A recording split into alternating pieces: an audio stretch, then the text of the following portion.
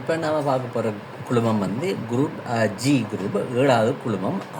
கடைசி 7வது குழுமம் நம்ம பார்ட்டிசிபேட் பண்ணுற மாணவர்கள் 56 மாணவர்கள். இவரது மட்டும் 386 வாரப்படியாக 55 மாணவர்களாக பிரித்து கடைசியாக வர 56 மாணவர்கள் நம்ம பார்ட்டிசிபேட் பண்ணுறதுக்காக நாங்கள் எடுத்திருக்கோம். அந்த அடிப்படையில் நம்ம ஆல்ரெடி நாங்கள் குரூப் எஃப் வரைக்குமாக 6 குழுமம் நாங்கள் இது வரைக்கும் 6 குழுமத்தில் இல்லை ஒவ்வொரு மாணவர்களும் நம்ம தெரிவு செய்துட்டோம்.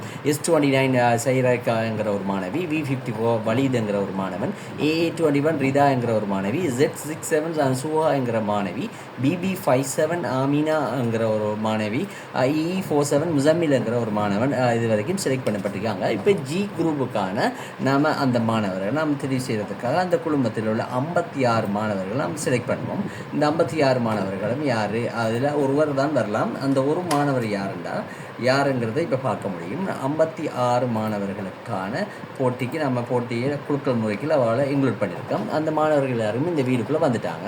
அந்த 56 மாணவர்களில் யார் அந்த கடைசியாக 7வது குழுமத்தின் மாணவர் ஒருவருங்கிறதும் அந்த 7 மாணவர்களுக்கு யார் அந்த ஃபைனலிஸ்ட்டுங்கிறதையும் நாம் இப்போ கொஞ்சம் நேரத்தையால் தெரிஞ்சு கொள்ள முடியும்.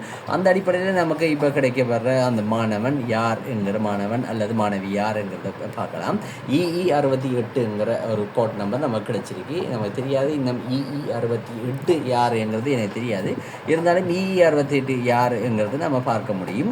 அந்த EE68 ஏன் இவங்க எல்லாரும் இந்த மாதிரியான போட்டிகளுக்குள்ளே வாராங்க அப்படின்னா, முதலாம் தவணை வினாவிடை தொப்பை என்கிட்ட வாங்கின 2025ஆம் ஆண்டு முதலாம் தவணை வினாவிடை தொப்பை வாங்கிய மாணவர்களுக்கான கம்ப்யூட்டர் ஒன்றை பரிசாக பெறுவதற்கான போட்டி தான் இந்த போட்டி.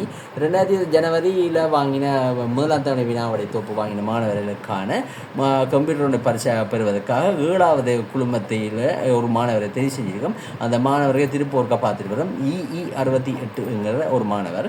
EE68ங்கிற மாணவர் அவர் பேர் இப்போ வரும்.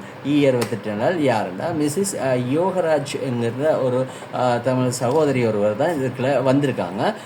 2 தமிழ் சகோதரியும் 7 பேருக்குள்ள 5 முஸ்லீம் மாணவி இதில் தெரிவு செய்யப்பட்டிருக்காங்க. இது வரைக்கும் யார் அந்த அதிர்ஷ்டசாலி ஃபைனல் கம்ப்யூட்டர் வின்னருங்கிறத இந்த பிளாங்க் ஸ்பேஸ் இருக்குது யாருங்கிறத இன்னும் சற்று நேரத்தில் நீங்கள் தெரிஞ்சு கொள்ள முடியும்.